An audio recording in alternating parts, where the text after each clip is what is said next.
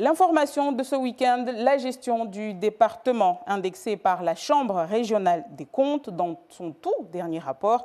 L'affaire fait les choux gras de la presse régionale et aussi dans notre département. Et ce n'est pas la première fois que la Chambre régionale des comptes parle ainsi de notre département. Il était déjà le cas en 2016. Les précisions d'Anastasia Laguera et Youssouf Ahmed Matoir.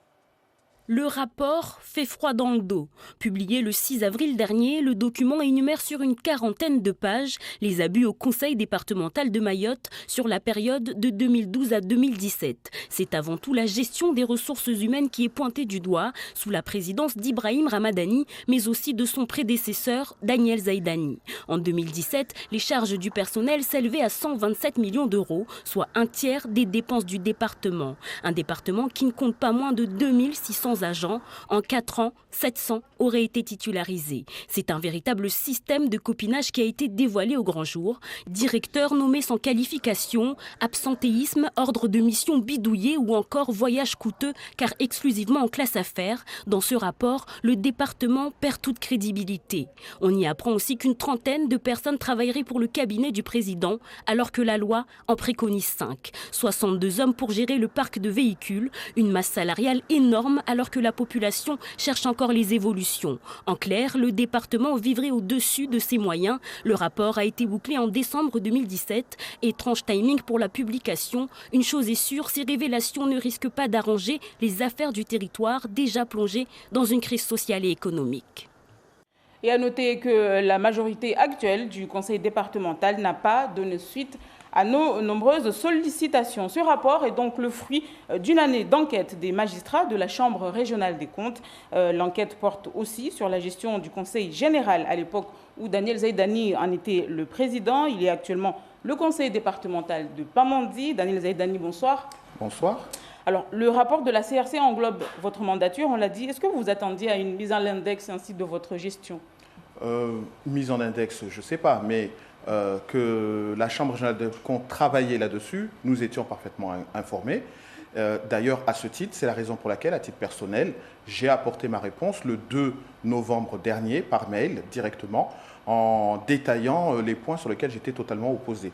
Donc déjà, je suis particulièrement choqué et surpris pour un travail dit de qualité que les analyses, les contre-analyses n'aient pas été portées à ce rapport. De la même manière, le président du Conseil général actuel a également fait une réponse et pour autant, cette réponse n'a pas été prise en compte. Donc on voit bien quand même quelque part, malgré l'expérience de ces hommes, qu'il y a quelque part quelque chose qui n'a pas fonctionné. Alors vous dites que vous leur avez répondu, pourtant c'est écrit noir sur blanc sur le rapport qu'ils n'ont pas reçu vos réponses, que ce soit vous ou bien l'actuel président. C'est la raison pour laquelle j'insiste et je répète que vous dites que c'est un travail de grande qualité et moi je vous dis que ce n'est pas forcément cela. Il suffit d'analyser le document. Pourquoi ça ne serait pas le cas? Écoutez, d'abord la Chambre régionale des comptes, moi je travaille avec elle depuis 2011. Si nous avons réussi à redresser les finances de la collectivité, c'est aussi grâce à leurs recommandations.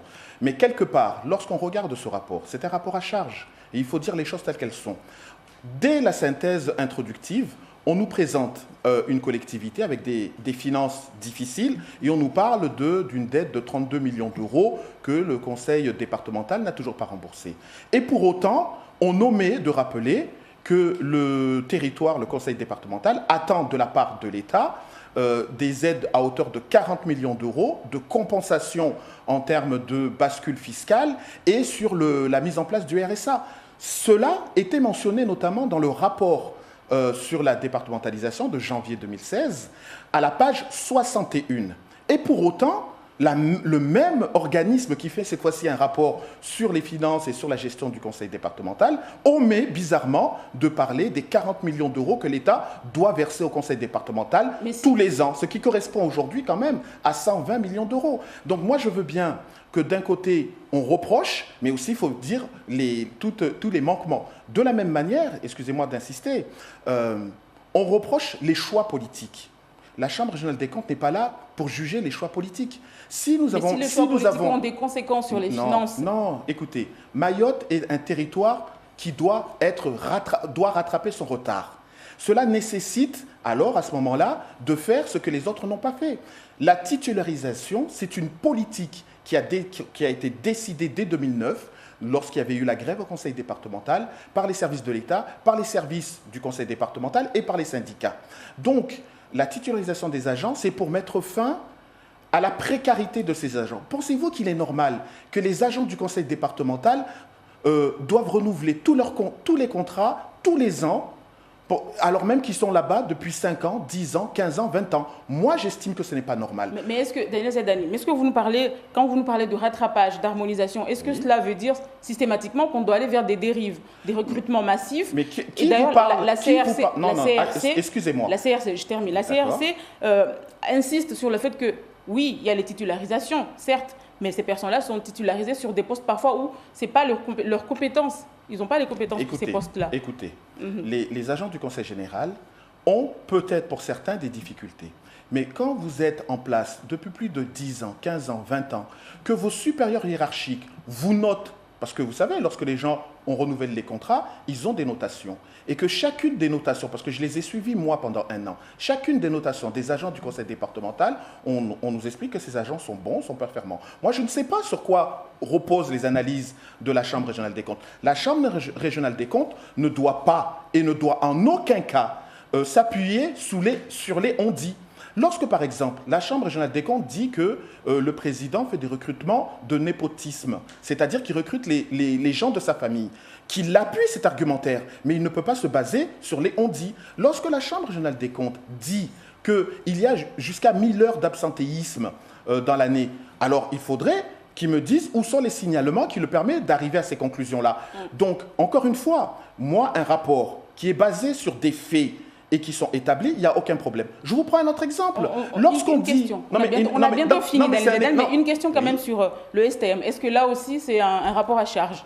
Écoutez, dès la phrase introductive, le rédacteur dit que au niveau du STM, l'acquisition des 2 derniers amphidromes, qui nous a coûté quand même plus de 20 millions d'euros, qui a permis de mettre fin aux queues incessantes pour, par exemple, pour se rendre en Petite Terre ou pour partir de la Petite Terre vers la Grande Terre, qui a permis de fluidifier le trafic. Dès la première introduction, il dit que cette acquisition ne sert à rien. Je suis quand même extrêmement surpris. C'est encore des préjugés. Vous savez, j'ai pris la barge de 6 h du matin, ce matin. La barge était pleine de véhicules, pleine de passagers. Et pour autant, la Chambre n'a aucune difficulté pour dire que ça ne sert à rien. Vous savez ce que je vous dis? Très simple. Pour résumer, je pense qu'un travail de ce type, on en a tous besoin, mais il est regrettable que ces agents sortent à la réunion et portent des jugements de valeur qu'ils peuvent lire ou qu'ils peuvent entendre au lieu de faire un travail de professionnel que nous attendons. Merci beaucoup, Daniel Zedani, d'avoir répondu à nos questions ce soir.